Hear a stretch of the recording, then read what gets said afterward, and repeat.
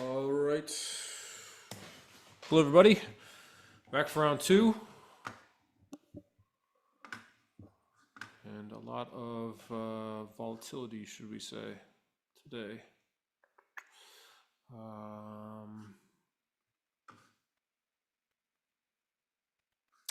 Hope those of you who were able to make our call earlier with Imran found that helpful. We usually do, or Imran, I should say, usually does a Q&A along with Matt at 10 o'clock on Monday mornings, but we decided to punt Matt in favor of doing a markets in turmoil presentation. We are also live streaming this one on YouTube. Only SpotGamma members can chat and ask questions. So if you do see it on streamed on YouTube, we're just doing a little bit of extra stuff for the folks that are not yet part of the community. All right, so I will start things off. Hello, TA, Andy, Alex, Brian, thank you all for coming. Let's start off with what is happening. Incredible VIX move. As we mentioned this morning, we had correlation, which was at record lows into early mid-July, along with VIX to SPX beta. So for a given SPX move, you'd expect the VIX to move, you know, for 1% SPX move, you expect the VIX to move, I don't know, 1.5% or 1.5 points. But in this case, what happens, the VIX moved, or excuse me, S&P moved 1% and the VIX moved like 10 points, right? So that's an unusual beta, but we had an incredibly low beta, the lowest ever, into early July. Now we had a massive relative VIX move. Here we could see, obviously, S&P retreating, hit 5,200 on the dot. Now it's pulling back. But look at some of these measures that we've been talking about. With Imran, we mentioned correlation. Correlation measures how much stocks are moving along with each other, right? Are all stocks going down? If yes, that is a one correlation, right? Everything is moving down. Now this CBOE Core 1M measurement is forward-looking, meaning it uses options that are 1 month out in expiration to measure correlation or estimated correlation. And what we can see if we zoom back here, you know, we're talking about a, you know, correlation jump for the ages. You can't really see 2022 well here. If I go like that, you could see the COVID crash here, right? Obviously intraday things have calmed down a little bit, but correlation is still well above where it's been over the last several years. What does this mean? This means that before we had NVIDIA, Avgo, Apple all ripping up and the S&P kind of just really failing to move ahead with it. Now we're having all stocks crashing rather violently. So it's an unwind of a lot of positions. People talk about the yen carry trade is unwinding and leading to all these flows. I don't know how many yen carry traders were also putting on a dispersion trade. I'm not suggesting that. But the dispersion correlation trade was a symptom of a lot of other flows. Outright correlation, dispersion type trading, as well as people just being overly long NVIDIA, semis, etc. And then you have things like NVDL, which is triple long NVIDIA. So those were all momentum trades based on the market going up, S&P, or excuse me, single stocks going up, and then you had indexes kind of just being dragged up behind it. Then things started to get wonky with the rotation into small caps, right? We had inversely correlated small caps going up, NASDAQ semis going down. We even talked about how the RSP, which is the equal weighted S&P 500, it had a negative correlation to the spiders itself. So it's like the index was inversely correlated to itself. You know, that's just how bizarre things got. So this morning we had the VIX top out over 64, obviously pre-market, as a few guys on FinTwit are mentioning. You know, the pre-cash open S&P options bid and offers get really wide. That makes the VIX index obviously really jump. But what we are seeing here today, after VIX coming down rather sharply, we're getting a little bit of a bounce. And as we mentioned before, the S&P is kind of selling off a little bit here. So the point is that we had all these extremely unusual flows. Look for correlation video spasm, the correlation spasms video on our YouTube channel that outlines just how crazy all of these moves were getting into July. And now all of this has unwound. I'm not sitting here saying that we were calling the day and time of all this unwinding.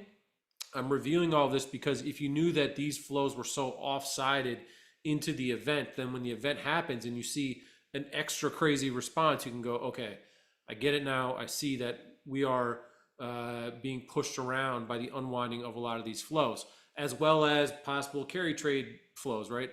I don't know much about that. I'm not offering advice on that, but this is different from saying, hey, the credit market is about to implode. We need 75 bips rate cut. The world is coming to an end, right? It's likely not. It's just that we overshot to the upside for so long. You have to pay the piper, right, and get that reversion to the downside. So what is happening with flows today? Let's just cover that quickly. Things have been a put cover, and I've said that the reason that put covering is not great is because when you see that it's a lot of puts being closed, which is predominantly what we had up until about noon, you could see that this blue line going up is puts being sold. So that's the monetizing of hedges. There was a little bit of longer dated call buying later in the afternoon. However, a lot of that call buying was short dated. About, I would say, half of it is 0 DTE call buying, as opposed to puts. You can see earlier in the day here we had a really big put cover. It made a lot of sense to monetize puts this morning, and the reason is because puts were very expensive this morning because vol was so crazy, right?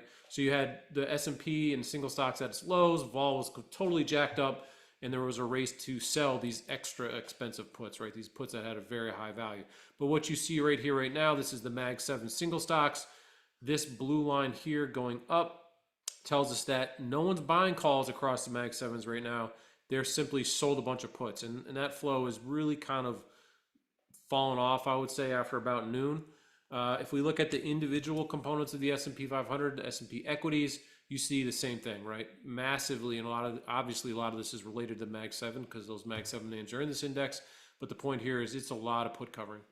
So when you get put covering, you get a forced cover trade, kind of like shorts having to cover. And then once they stop, there's nothing to catch that flow anymore, right? It's a negative gamma regime. I think longer dated equity buyers, maybe those that aren't that aggressive, the Warren Buffett types, value people aren't necessarily waiting to dash in until the smoke has cleared. I could be wrong on that, but generally speaking, when you get that short cover flow and the short stop, then you get the move mean reverting, and that's what we are at risk of here. I think a lot of people were saying, oh, great, we're going to rally and give all of this back. These moves can give way very, very quickly. So we urge sort of caution right here until everything sort of shakes out. Now, I don't know when this carry trade, has fully unwound. There's all sorts of weird data and information flailing around. I will say that Japanese stock markets are bouncing a little bit. This is the worst move in, I think, 57 years. So that's quite a lot to drop. Totally blind guess thinking it's probably run its course. We saw an incredible move in the 10-year, which was part of a risk-off trade, a flight to safety, but also, we had these bad jobs data, and suddenly I think there was probably a little bit of a reach for yield, right? People trying to lock in stuff, lock in higher yields while they could. Obviously, that's really rather violently unwound in the last few days as well. Small caps, which, a couple days ago, everyone was in the small cap summer camp, and now we are not in the small cap summer camp anymore. And then last but not least, you have the industry leading or the market leading tech sector. Amazing bounce this morning off of these lows. You can see one from 200, about 215, 220. And then SMH, now we're kind of pulling back, and I think the dust and things have to settle. We mentioned before, SpotGamma subscribers were quite happy, this morning. Knock on wood. You always log into your chats and things, hoping that people aren't like, oh my God, I lost everything. And everyone was looking to figure out, hey, when can I short the VIX? With Imran, we talked about the fact that VIX options are probably pretty expensive right now. Same thing with the UVXY via VXX complex. And so you want to try to be a little bit careful, particularly now that the VIX has come down to 30. The issue is that you're paying a lot for these options, and VIX has a memory, right? And so we're unlikely to see, while we went from 60 to 50, or excuse me, 60 to 35 in the course of about 20 minutes, this could take several days, if not weeks, to really kind of all the way settle back into the 20s. So it's like the rate of decay is going to reduce quite a bit here. So knowing that you want to choose the way that you short VIX wisely, I would say that gun to head selling things like call spreads and UVXY or VXX is interesting if you want to short vol. But you need to be careful with how you position in that stuff, because obviously if VIX spikes again, that can be quite painful. However, vol is pretty expensive in those products, so selling call spreads in that area can make some sense. Newer Beer here says, can you buy SVIX? You can, but if VIX jumps back up, particularly given the geopolitical situation, you probably don't want that. Not that SVIX is unlimited exposure, because SVIX can go to zero, but you want to be short calls in something like the UVXY, the VIX, or something similar. I wanted to show this plot. So what you're looking at here is it's gamma notional by strike for the VIX complex. We also have some vega notional here as well, but this is the size of the position set to expire for VIX expiration. This is as of this morning. This is off of our new proprietary beta positioning system. Not yet available, obviously, for subscribers, but I'm using this data a lot, making sure it's wonderful before we push it out. And what you can see is there's a ton of positions expiring for 8/21. And so we've been flagging 8/16 options expiration as this really would be really nice if we could bottom into that time frame, particularly if we get down around 5,000, because we think dealer positioning will really stop to push the market lower. But huge options expiration based on current VIX levels. The other thing that's interesting about this here is that, when you look at the positioning here, it's pretty mixed. Dealers are are long these strikes. They're short these strikes that have a negative position.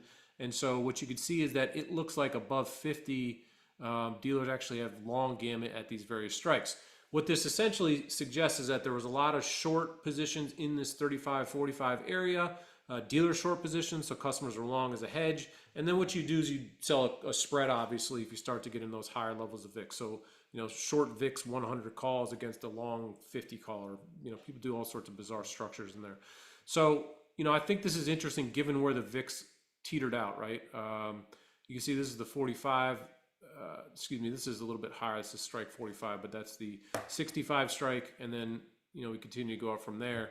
The point being that it looked like people were long, so dealers were short around 30 to 35 area in VIX calls, and then they were short the higher strikes, 75, 80, 100, and so that looked like a VIX call spread, essentially a big VIX call spread. And given where the VIX kind of seemed to have topped out, you can see it was very violent up in this 35, up into that 45, 50 area. And now we've reverted rather sharply. So I don't know that there's unlimited vega exposure anymore. I think I would wager that the worst is probably done, barring some geopolitical escalation. I would wager that that high is in for the VIX. Doesn't mean the VIX can't go up to about 45 or 50, kind of have a second bounce here. But I'm thinking that the worst is done, particularly given that a lot of these flows have unwound. Does Japan have another, 2x move like it's already had to go? I doubt it. I think the, worst is probably in for that. Back to this, put covering. We don't have a lot of stability here. I don't like sticking our neck out at this point to buy the dip until the smoke is cleared a little bit. At 5,000, I would start to stick my neck out. Obviously, we're quite a ways from there at the moment. Or if we were closer into options expiration, because that clears out all the put positions. So that's the lay of the land right now. We're treading lightly. There will be a really nice rally at some point, but who knows where that rally starts. If you're buying outright positions, be it puts or calls, you're still probably paying a little bit too much for those. So you got to be careful. A lot of brokerage systems have had problems today. So, you may be able to get into an order and then you want to sell it and you can't get in there to sell your positions. You got to be careful with that. Spreads are very wide. There's trading halt. It's a real kind of carpet bomb of problems. So there's nothing wrong with just letting the dust settle before figuring out where things stand. All right, that was a long That was a lot. So let's dig in here. Doc McGraw says, why not September VIX put spreads? I think put spreads are fine in the VIX because you're buying one put and you're selling another one. So that helps if you're overpaying for volatility. If you put it into a spread, you're paying relatively less, right? So I think VIX put spreads make some sense if you're interested in shorting the VIX or being short volatility. You could sell S&P put spreads or something like that as well. You have a little more directional issues there if the S&P does sink. VIX put flies if you have an area where we think that the VIX would settle, particularly for 520 on an or 821 expiration, because it's a big expiration. That could be interesting. Maybe if you do like a 30. I don't know what these prices are at right now, so it'd be tough. But if you bought the 30 put, sold 2 of the 20s, and bought like a 10, right? I don't know what those prices would be. Probably not that great, but you get the general idea. Something around that 821 expiration as a rough approximation. The idea is that you buy the one VIX option, the higher strike put, and then you're selling 2 of the lower one. That hopefully helps to offset some of that extra implied vol related cost. Hey, Tejas, Daniel, anybody the levels to show on the SPX USD?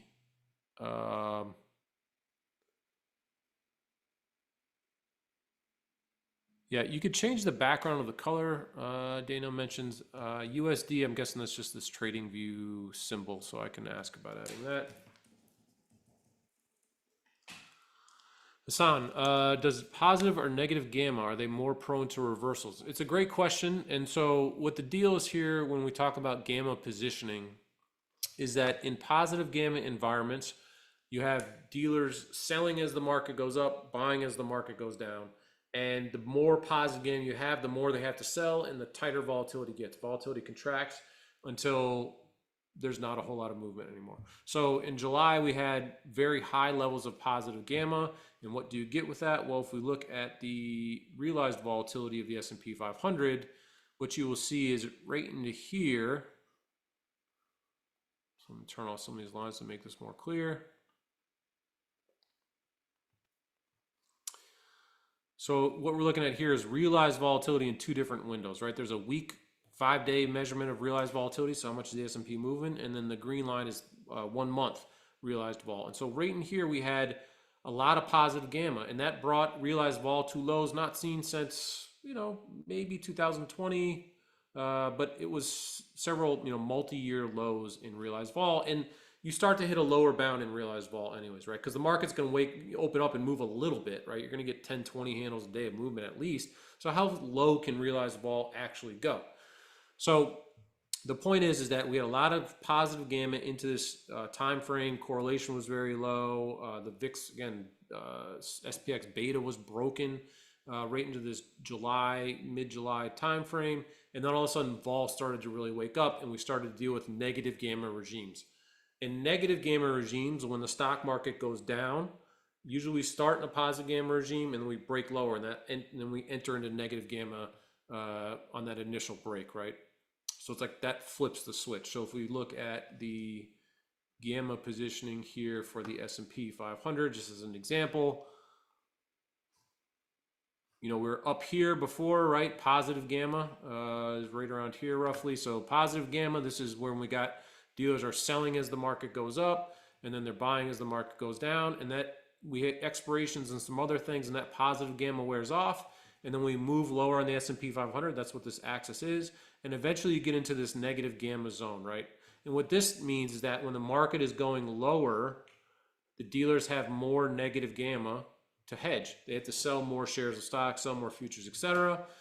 And that picks up volatility. That makes volatility pick up to the downside. Then when the market starts to bounce for some reason, they got to chase, and they chase it higher. That creates two-way volatility. So like we just had this very strong rally in the S&P this morning. Puts get sold, that starts the market rallying, that gets all these flows to buy the dip and chase. And then when that flow starts to wind down, all of a sudden the market will roll over, and they'll have to start selling futures and selling stock, and the whole thing can pop on back down. So that is the instability that we're in here.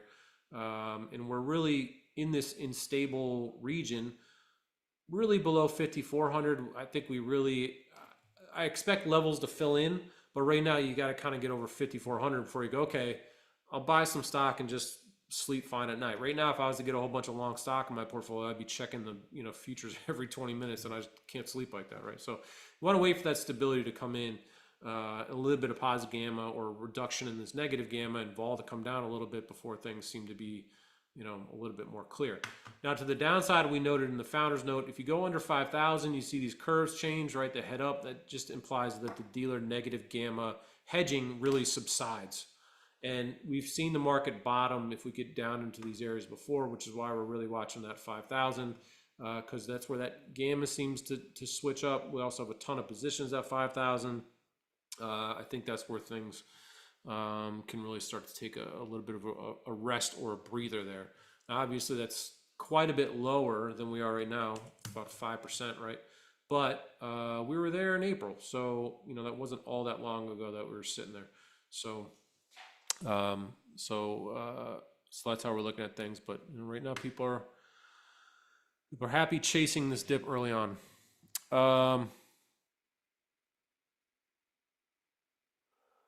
Angela asks about combo strikes. All combo strikes do is they combine the SPX gamma levels with the SPY gamma levels. The S&P is a complex, right? S&P 500. The SPY and the SPX are both linked to the S&P 500 index. So we look at the gamma of both those positions. We back out what the relevant strikes are. So if you see an odd strike in our combo levels, which are here, obviously 52.98 is a little bit of a weird number, but that's because there's a bunch of gamma at probably SPY 530, right? That's giving us that combo level. You want to look at both. The SPY complex can have a very big amount of gamma at various strikes, so you don't want to only look at SPX or only look at SPY. Same thing, you don't only want to look at IWM or don't only want to look at the Qs, you want to look at the whole complex. So that's why those combo strikes are valuable.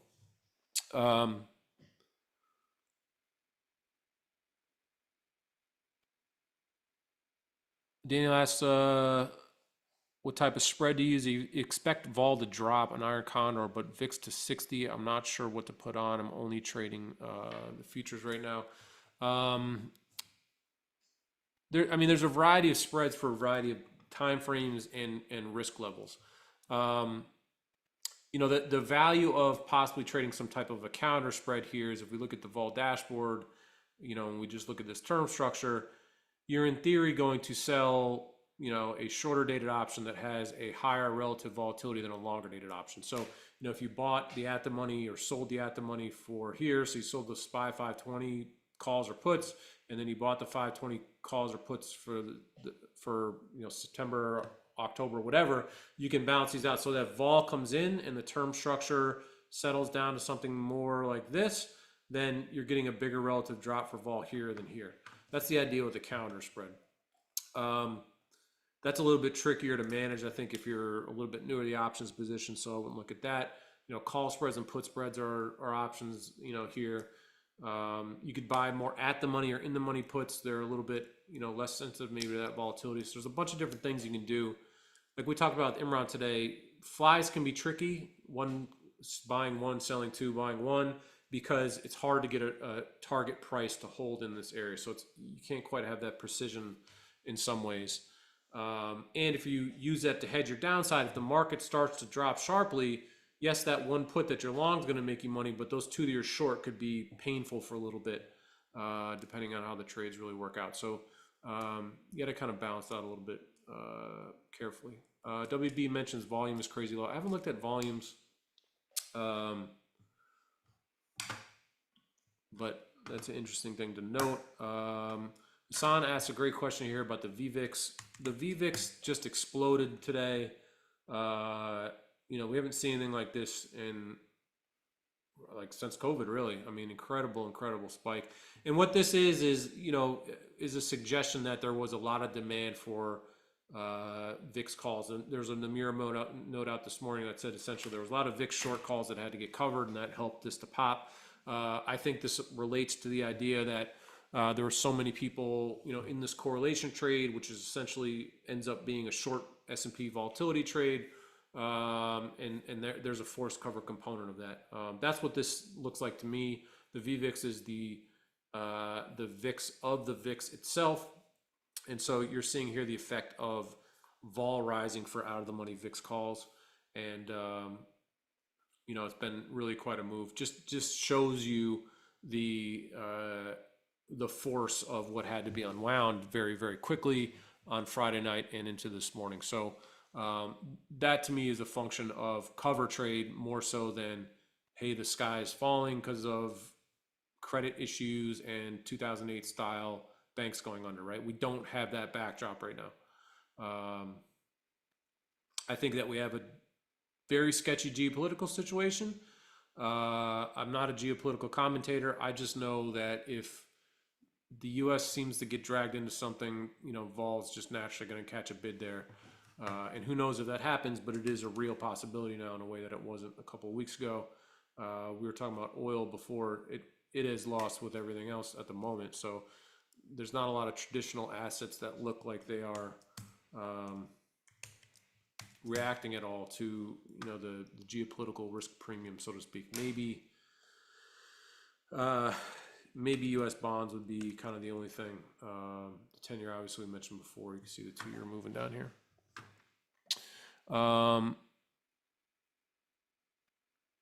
Yeah, WB, that Iran hasn't attacked yet as promised. Last time they did something, they telegraphed it seemed like, and it wasn't that big of a deal from the market's perspective. From a humanitarian perspective and all that, it's a tragic, horrible situation, but the market didn't care. Whatever that is. Peter J, hello, good to see you. Is there any difference between a long put spread versus a short call spread on the VIX in January 2025? That's a great question, Peter. What you're hoping to get in these situations is when you look at skew, and if we look at VIX skew, the interesting thing about selling the call spread is you don't need vol to go up, right? You just need vol to stay where it is and or drift lower, or you need skew to flatten out. And so we have a little bit of a wonky, this is on a 1 month basis, but if we share this, let me share what this looked like a week ago. Hopefully this will help me illustrate the idea okay here. So you can see that this was skew a week ago for the VIX. It obviously elevated, right? And these downside options have a much higher implied vol as well. And so the hope is, though, that when you're selling these call spreads up here, skew, if it flattened, would make you some money as well as vol coming down, right? This is a pretty even lift, meaning there's a parallel shift here as opposed to a situation where you see skew go like that. If you ever look at like an NVIDIA, or GameStop, call gamma squeeze, you see that call skew really lift. So I don't know that you're getting a whole lot extra by selling, these upside calls in the VIX, because you're selling a higher strike call at a higher implied vol, here, but then you got to buy this one, which is at an equivalently high vol. It makes it a little bit tricky in my view. A put spread makes a little bit more sense because hopefully you're buying this higher price put and then selling a little bit of a lower price put, which may make you more money if vol comes down, particularly if you want to go out that far. Now, the issue with buying VIX 2025 options is that you really have to look at the VIX futures curve as opposed to the VIX index itself, because that futures curve is going to have a different level of movement. You got the election coming in there and everything else. So it's not quite the same as just saying, hey, I'm shorting the VIX and betting that the VIX is going to come down. The options that you're trading are going to be more linked to what that future is doing. So that can be a tricky part, or add into the trickiness of it. So if you go a little bit closer, if you went to like September, that VIX futures curve is probably going to do pre-election. That'll make, I think, a little more logical sense to you if you're just trying to bet on the VIX coming down off of this major high. I was checking UVXY because you may get a little bit more of a relative skew out of this thing. I don't know if there's actually options listed a whole lot over 60. This chart makes it seem like there may not be, but you could sell call spreads in this as well, and then you're trying to collect that decay a little bit of these products. And this obviously, has the roll down and stuff like that. So as this VIX futures curve flattens out, UVXY should really get asymmetrically punished by that. So I think put spreads in like UVXY or call spreads in UVXY may work a little bit better than uh, than in the VIX because of this roll down and some other things. I would also say, you got to balance out the risk reward here a little bit. If you're short these products, you never want to be naked short VIX or UVXY or anything like that because the sky's the limit for vol. But September UVXY put spreads that could be, I think, a decent idea.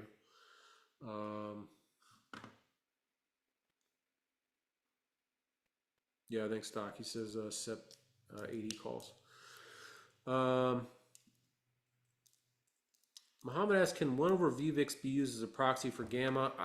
Not really. I don't think so. I don't. The two aren't really related. I mean, if you have a lot of put demand, you're going to have more negative gamma in those situations, I suppose. But the positioning is constantly changing and shifting around. People are closing puts, rolling them, shifting around. Plus, VVIX, is a little more based on the prices of options.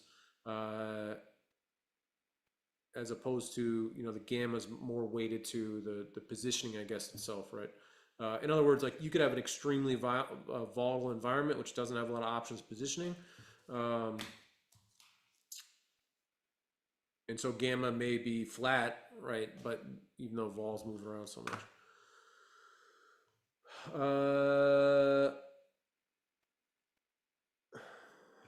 you cannot trade the VVIX, Matt.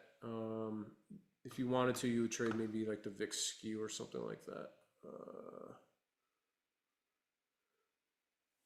So let me ask, so the put wall shifted intraday to 5,200.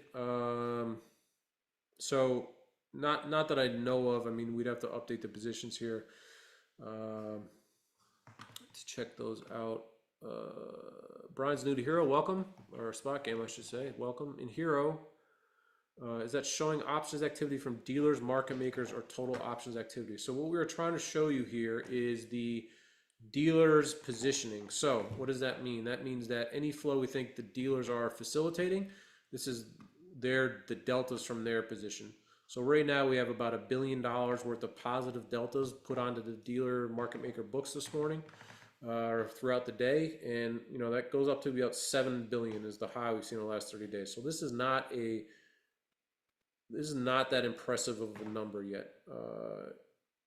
It's a good number. Obviously, you're getting positive flow here, but this is not like this could be wiped out in 15 minutes. So again, okay, there's some call buying coming in that off this 5,200 test. There's a little bit of call buying coming in, but I'm not getting the warm and fuzzies off of this yet. And again, in the single stock positioning, it's just been a put cover all day. That's sort of persisting here. And that's helping markets. If you see this roll over, like this, you can see the market kind of rolls over along with it. But I want to see really a divergence here before you want to re-short at the same time.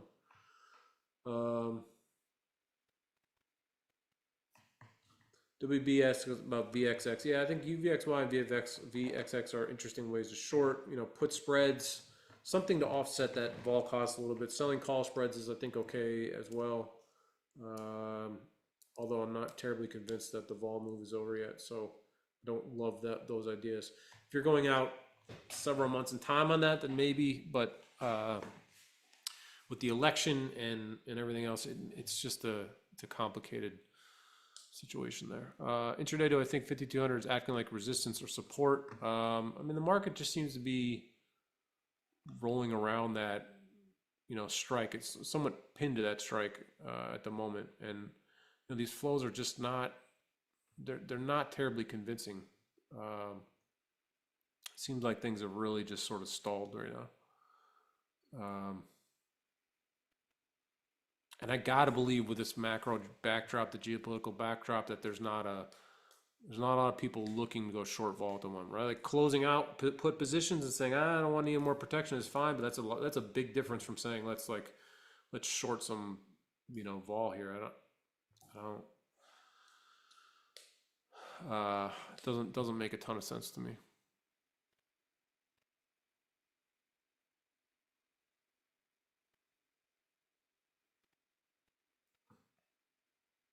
Tejas says, Brent, the VIX 5-day HIRO was showing VIX at 44 since the 30th. Let's take a quick look at that. There was interesting flow this morning. You could see it looked like there was a call cover trade that took place this morning into the height of the VIX. And that, I got to check this data because there's a lot of weird stuff going on, obviously, at this time of the day. But at times, it makes it look like there was a VIX call cover trade that happened this morning. Maybe it was a margin call of some kind that timed perfectly with the peak of the VIX, as you can see. I mean, absolute perfect timing with the peak of the VIX. And then as the VIX came down here, you had, what looked like $80 million worth of calls bought from a delta perspective there. Really interesting trade. And then some VIX put selling, it kind of looks like, very light this morning. So the question is, 5-day HIRO was showing VIX at 44 since the 30th of July. Not entirely sure what that means.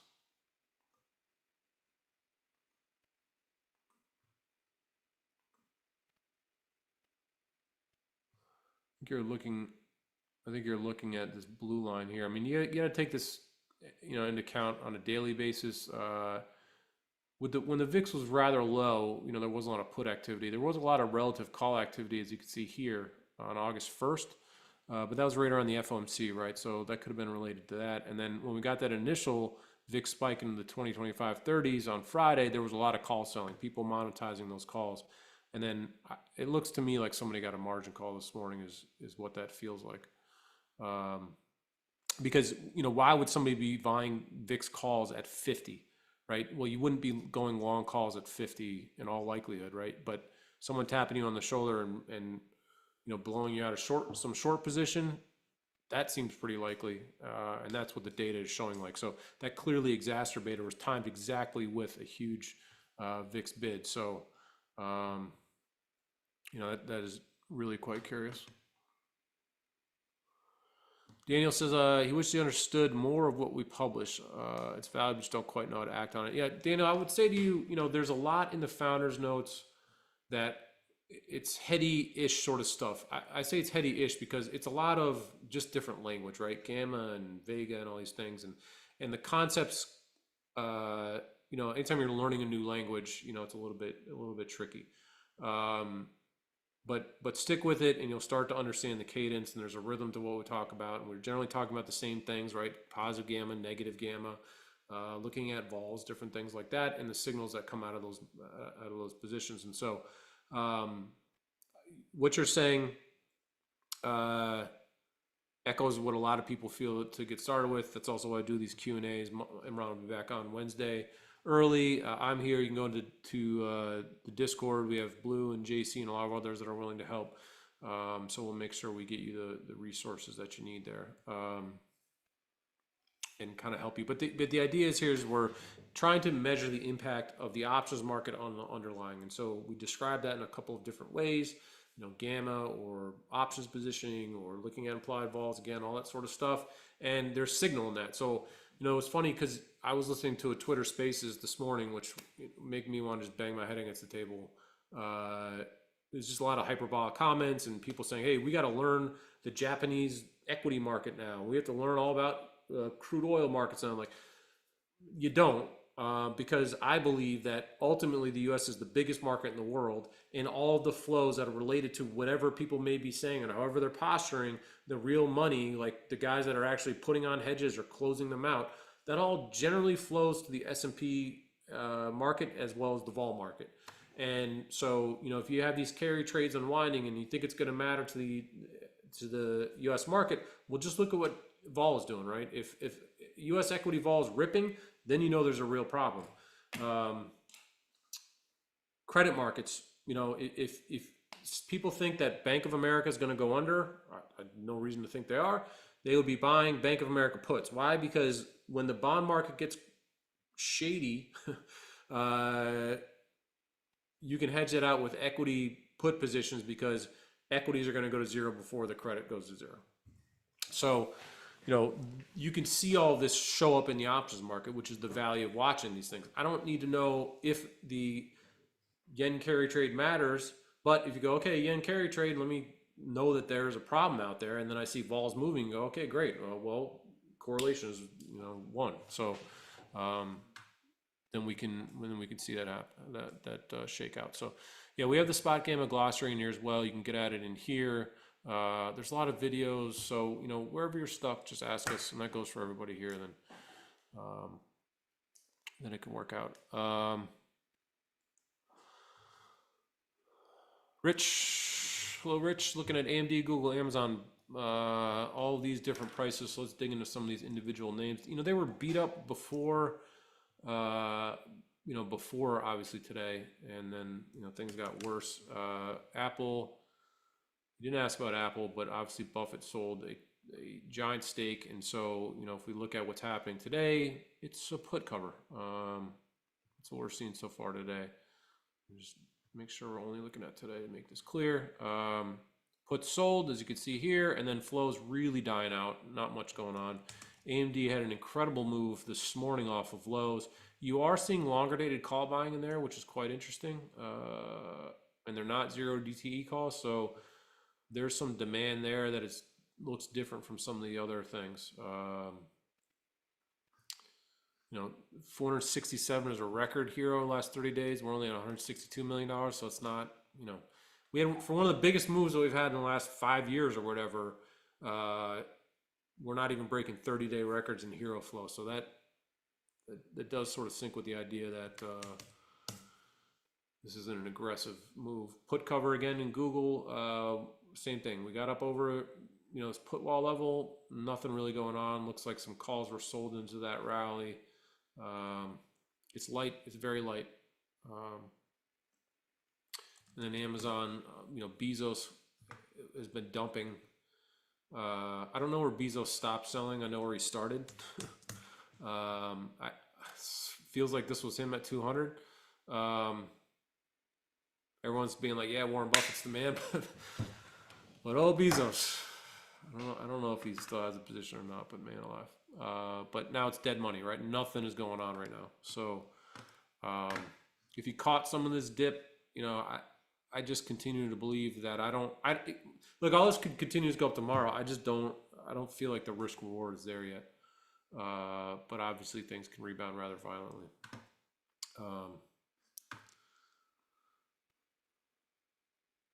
Norbeer's asking about Trace. We're streaming here on YouTube Live. I've showed Trace a couple times in recent SpotGamma subscriber feeds. This is a new tool we're working out. And it's in beta. Beta users are using it. It maps out S&P flow. It's really incredible. I can't show you here, Norbeer. If you are a SpotGamma Alpha subscriber, you have access to this in mid-September. We did pick a launch date, and things seem on track for that. We also have an options feed tool coming out as well, so that's going to be very exciting. Peter asks, you want to share something, and so let's read it out. From a recent report from Goldman Sachs, CTA middle term selling trigger point is SPX 5223. You can clearly see the price action is choppy around 5223, already within a few support resistance of exactly that line. And this is that 5223 area that Peter is referencing. Per this morning's comment, if the price stays around 5223 to the last hour, CTAs may start to dump it when the liquidity is better than during the day. Imran had some comments on that this morning about, you know, end of day flows shifting around. I don't cover the CTA space for a reason. I found it personally just not found value in it. A lot of other people do. So Peter, kudos to you for keeping track of it. But Imran felt like this afternoon we could see more CTA selling. And on the point of a lot of these margin calls and things like that, I also told this story before, some firsthand experience.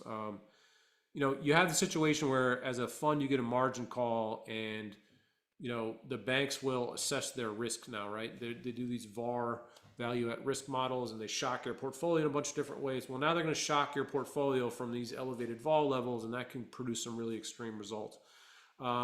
we found a lot of times too, or what my experience was in this is that the bank that we were priming with, they just did not want our type of fund. We were kind of a vol trading fund a little bit. I was a trader for a portfolio manager, and they just didn't want they did not want our portfolio on their books anymore. They wanted to reduce risk. And so it became a multi-day negotiation to try to get out of these positions where they were just basically saying, you have to get out of these positions, you know, wrap it up. And that took several days. And, you know, I think those kinds of situations can happen as well here. So ultimately to feel like, hey, we had this shock and bottoms in, we don't have to worry about this anymore. This feels like too big of a shock to think, okay, the bottom can just come in and there's not any, you know, reverberations from this at all. You know, I can remember there, you know, vol being sticky back in August of 2015, which is when I had this kind of, you know, firsthand experience at this small RIA. And, you know, so we kind of zoom in on that area. You can see it right here, right? This is the August. China had some problems, credit problems, I believe it was. And, you know, right in here. So you, oh, sorry, where did August go? It's a very choppy market in 2015 writ large. Okay, here we go. You can see this, right? Violent bounce, right? And then you kind of give it back, and it's just this like, it's these spasms until things kind of get cleared up. And you know, this is the kind of thing I think we're going to be dealing with here, right? Maybe this bases and moves up, but you know, geopolitical situation, election situations, people calling for 75 basis point cut. I mean, there's a lot of just craziness on at the moment, and so you know, I don't think this is going to be as clean. Maybe I'm wrong. I just don't think it's going to be as clean as like, hey, dip bought and we're all back up in here and everything is good. Luke P, thank you for dropping the new tool hype for JT because he's out. XX says he was a private equity fund that an LP get blown out of short VIX trade for a yard in 2015. And it reminds him of that. It reminds me of that as well. Just having that feeling, I guess it's sort of like, you know, things in Asia breaking and then, you know, these markets are spasming and you just get blown out of decent positions, right? And that can make it tough.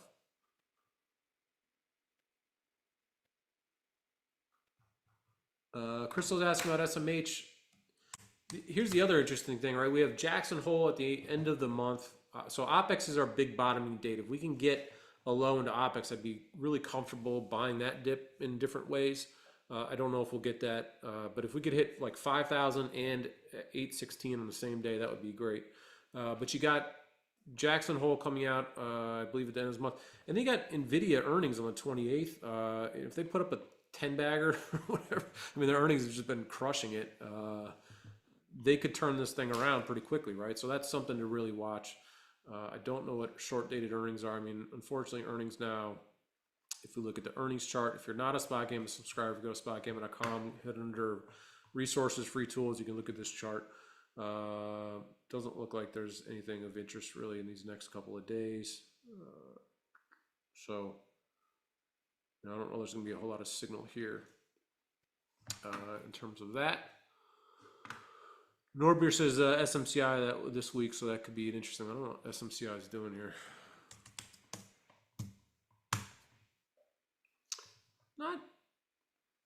Not good, but not horrible.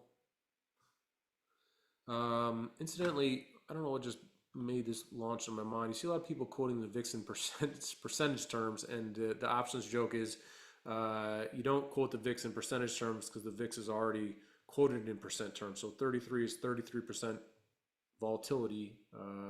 And so if you look at that from a percentage terms, it can be misleading because you can have the VIX go from 6 to 10, which is obviously almost a doubling. That's nowhere near the same thing as the VIX going from 30 to 60, right? Relatively, it's just not anywhere near the same thing. So that's just kind of a funny thing. Lost 3 yards. That's a lot more.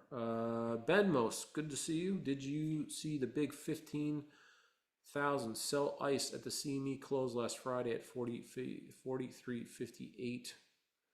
I don't know what that is. I'm assuming you are talking about 50. I don't know what S&P level that is. 43.58. Usually sell ice as an iceberg, some type of a futures trade, but I did not catch notice of that.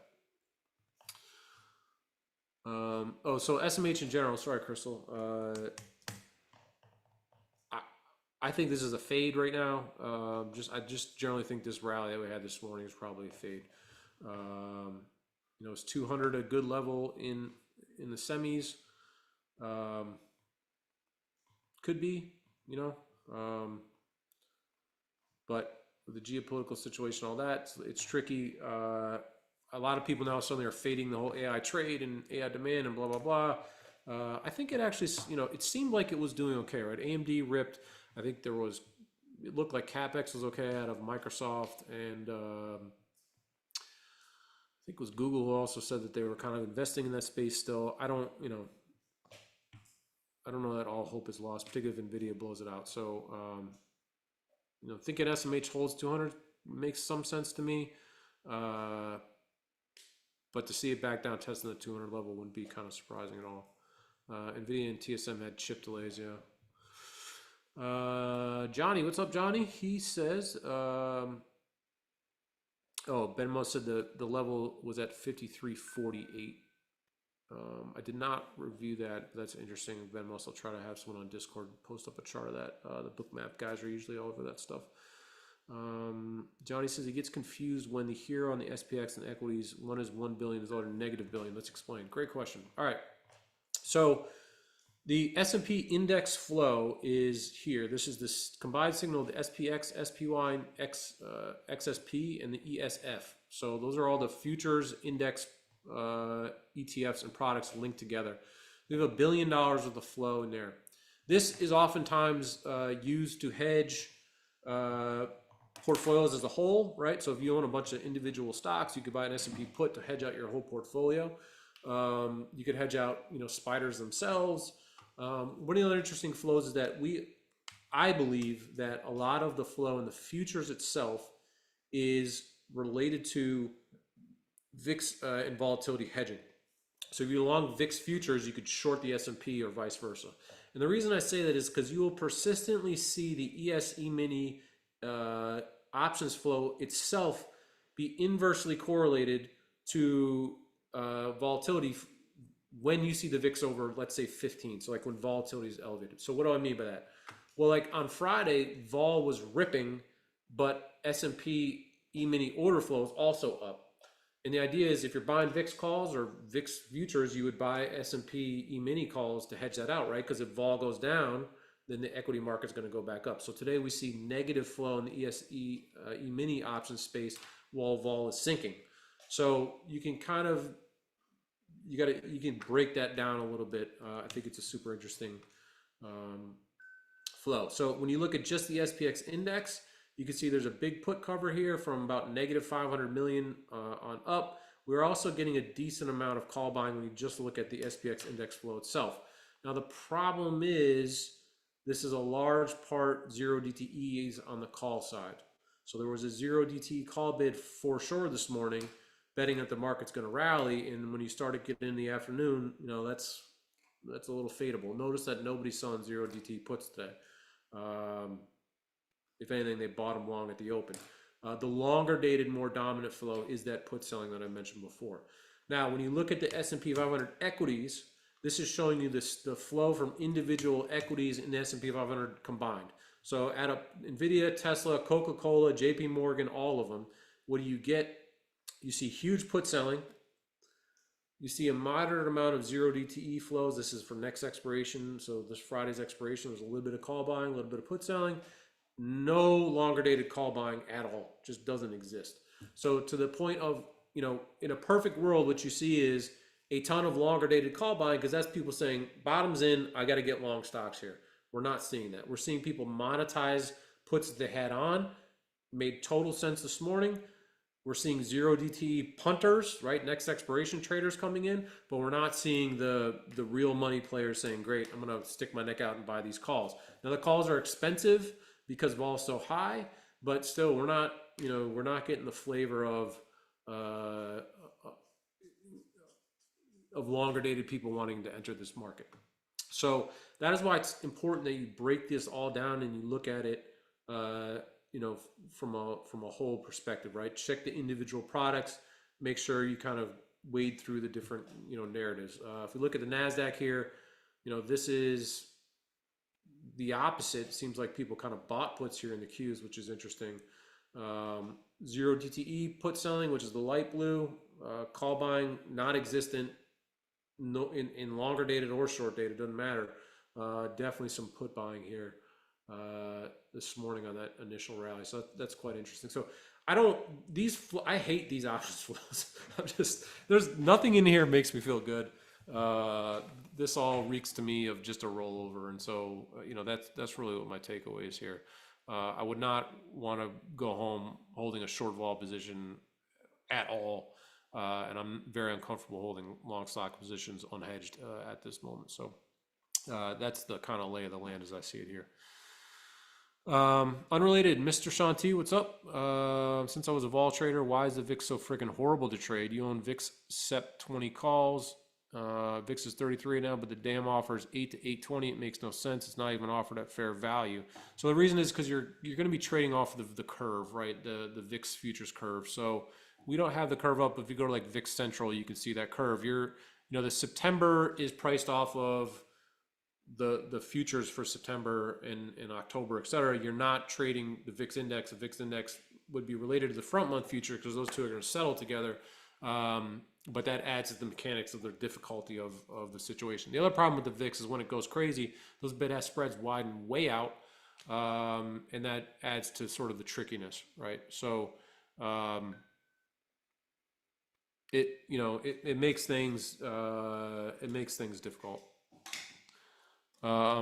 Yeah, and XX says it's a terrible trade. You never get a good price without a desk order. And the desk order is simply calling up someone on the phone and saying, "Hey, I got these calls I want to buy or sell," and they make a price for you, off those screens. And you're just not going to get great fills. I mean, this morning I had UVXY calls, which I felt great about. The market was $5 wide. So, I was moving the order around a lot, just trying to get a fill, and the P&L in my portfolio is swinging like crazy. Every time to move those calls down to try to get a fill, I was just, getting pounded. So, anyways, yeah. So, Sean, that it's just going to be an issue that you're going to have to deal with. Again, know that you're trading off the VIX futures curve when you're buying those longer dated VIX calls or puts. Trader says, market makers don't do any favors on those fills. I mean, the other thing is here is, one of the reasons I went to Wolverine is because Wolverine had as options market maker. The market makers crushed it in the great financial crisis, and I thought, hey, vol's going to continue, and it came down quite a bit, but they would make these markets that are very wide. And when you got to trade, to my point of trying to get out of UVXY this morning, you got to hit the bid at some point, right? You just got, look, I got these calls, I got to monetize them before the vol market all falls apart. Let me sell these things while I still have a decent price. And so you pay the spread, and you put in that nice, cute mid-market options order on some product that's whipping around like crazy, and you don't get filled and you get screwed. So, that is the advantage. I mean, they're forced to provide liquidity there. So, that's the downside of what they got to do, but they can make you pay up. They know you got to trade, and that's how they can make a lot of money in these environments. So, it made things really, really quite tricky. Yeah, last thing from a friend, Scott Polcini, good to see you. Can you explain how we determine when we see the flow bullet on the HIRO indicator? So his question is it bullish or bearish flow? And the answer is it depends on which way the line is going into the chart. So if we just look at the S&P flow here, the goal of the flow alert is to tell you that a significant amount of flow is occurring in the name. How do you know when you look at HIRO, you go, well, is $1 million or $1 billion, is that a lot for the S&P or not? Or is $1 million a lot for Peloton, or is it not? Well, that's why we built the flow alert. The flow alert knows based on the amount of flow that's taking place, it compares it to underlying liquidity. It says, okay, great. There's a lot of volume here. We put the flow alert on so you can pay attention. Is it bullish or bearish? all you got to do is look at what the line is doing into the flow alert. So the fact that the deltas or the HIRO signal is up into the flow alert means bullish flow occurred into the alert. So what you want to do from a trading perspective is say, great, I got my flow alert and I want to see when the flow subsides. Then I'm going to bet that the name reverts. Didn't work out great here. Obviously, it held pretty well flat, right? But this second flow alert, you can see we ripped up into 4240, 4250 area. That flow stopped and reversed, and then you see the big turn there, right? The big change. So if you can get a flow alert before one of your key levels, Scott, and then you see that flow shift at your key level, I would think that that would make your resistance level you're watching, much more strong, much stronger, right? Much more powerful. It's a reversion indicator in my view. It's like, great, we have big flow, wait for that flow to shut off, and then then we can look at something else. So we can, interesting gold flow. Looks like somebody just plugged a giant amount of calls in gold here. See that? That's interesting. It's about $30 million of deltas there in gold. So that's pretty curious.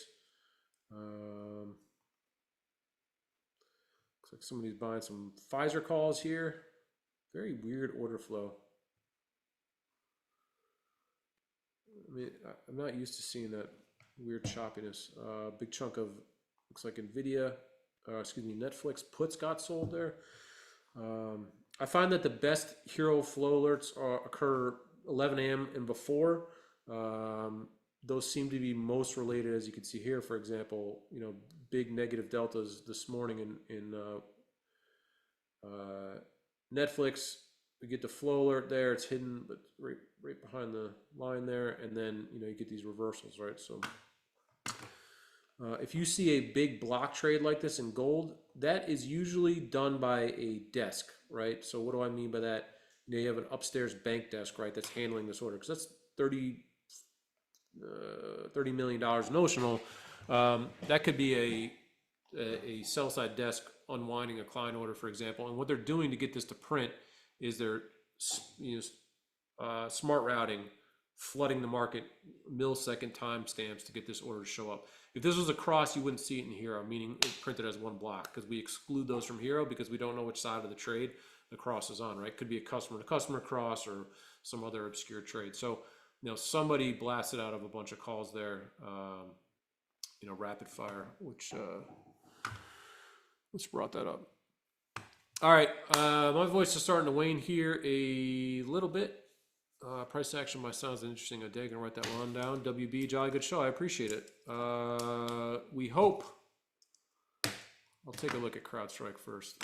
We hope today's recent information was helpful. Let us know if you got out of the way of something. Shoot us a note. Hey guys, you really helped me do this, or I wish you would have done this, that, or the other thing. I tried. And I'm not saying this to spike any balls or anything like that. I'm not trying to be grandiose, but I try to be very clear. I've probably only ever done something like this once or twice in the 4 or 5 years that I've been writing the note of saying just like, this is bad. Now, it could have easily bounced on today. I'm just saying for a lot of those new members listening on YouTube, you generally will see me offer two sides, right? If this is what happens, then I expect this. If this other thing happens, then we can look for that, right? Like positive gamma market, ball should collapse, we're okay. If we do flip below this level, then watch out, right? Because look, predicting markets is ultimately you're gonna probably lose just trying to blindly say every day I have to offer a view, which is what I have to do. But so very rarely will I ever give you like a and this is making me think of Scott, because I think Scott said this once too. It's like every once in a while I see, I'll lean sharply in a note. And the other reason I'm bringing this up is because the worst thing I can do is say, hey, everyone, water's great, get in the pool, let's all get long, small cap summer, and then everyone gets annihilated. So, there are just times where everything is flashing red, and, you're not going to see me say that a whole lot. And I would gladly sit here and say, look, I was sorry, Monday was a huge rally day, and I'm sorry that y'all missed some of the rally, because order number one is protecting everyone's capital and making sure you don't blow up, right? There's no worse feeling in the world than your account getting blown up. Yeah, missed a couple of percentage gains, that sucks, but staying in the game is the first order here. So at any rate, Let us know. You can hit this review button on the founder's note. Say, hey, this really helped me or didn't help me. Next time, be more clear. I'm liking this. I'm not. Let us know. It's important to us that we help you guys navigate these markets. These are the wild markets, and hopefully you're getting your subscription price back in loads of alpha. Let's see. A conviction scale would be a good idea. I like that. I like that. I've been trying to find a better way to have people track the macro theme. I just need to redo this. Like, this is the environment we're operating under. Here's what's going on. This is what we're looking for, and it's an idea that lasts for more than a day. Because sometimes the notes will flicker back and forth. Like, okay, yes, we're in a very negative regime right now. I think the market's going to crash, but today we're going to get a relief rally, right? I didn't call for a big relief rally today, but that's just an example, like a rally in the context of a pretty crappy market. So anyways, that's that. We really value your feedback. Please drop a note there. Send us an email, info@spotgamma.com, or hit this info button. And if you're feeling lost, tell us. If we get enough emails saying, hey guys, like I really just need help, we'll throw up a webinar. If you hit these little eye icons, you will get a video about about this page or about this tool, ways to use it. Founders Note 101 is a great video to help those get started that are trading S&P, just want to get to know things. For those of you on here, you see Scott Placini, he's a fantastic futures trader. We did a video with him. It feels not that long ago, but I guess it was, where he shows how he uses, he's a professional futures trader, so how does he use this data? So there's a lot of resources there. We can help you out. CrowdStrike opened off the put wall. I forgot I mentioned that. Decent amount of call buying off that 200 level. So I would keep an eye on that.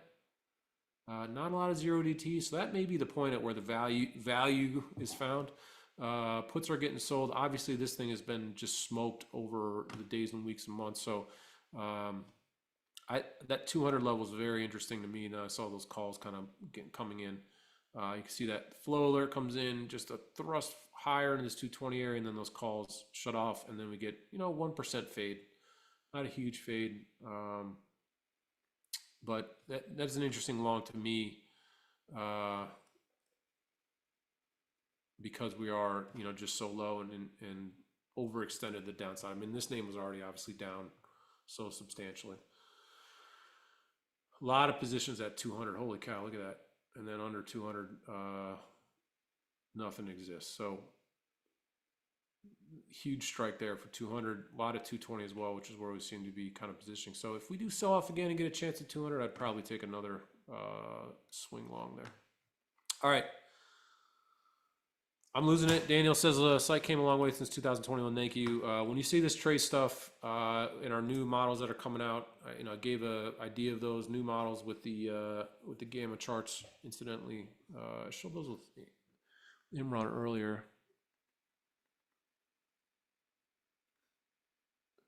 Yeah, so this is the S&P beta model right now.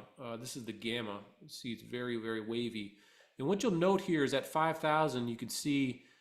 In here we have positive gamma. That's roughly where we are right now. There's a little positive gamma node. If we can get over this hump, which is 5,300-ish, then I think you could start to feel a little more secure about downside support. And then into 5,500 is going to be, I think, the resistance zone if we start to rally back up there. So the point being here is 5,000, the positions wane. We don't see a lot of negative dealer gamma into that strike, which is why I think it will hold. Maybe we got a little support off of this local positive gamma in this zone, but this chart is part of our inventory system, which monitors whether people are long and short various contracts. Super excited about the system. I'm watching it every day. This will be rolled out in a way to replace or add to, I should say, the existing model. So there'll be like a updated V2 model that we'll see. So we'll just clear out the site and all the stuff we've found to be truthful or valuable over the last couple of years. We just probably going to lay this model on top as another option for people to watch, but it's giving us a lot of great insights. So that's part of the update. I was trying to get it in with all this other September stuff. We will see. Regardless, that modeling is behind the Trace app that you're seeing over here. So really exciting stuff ahead. All right, that's really it for me.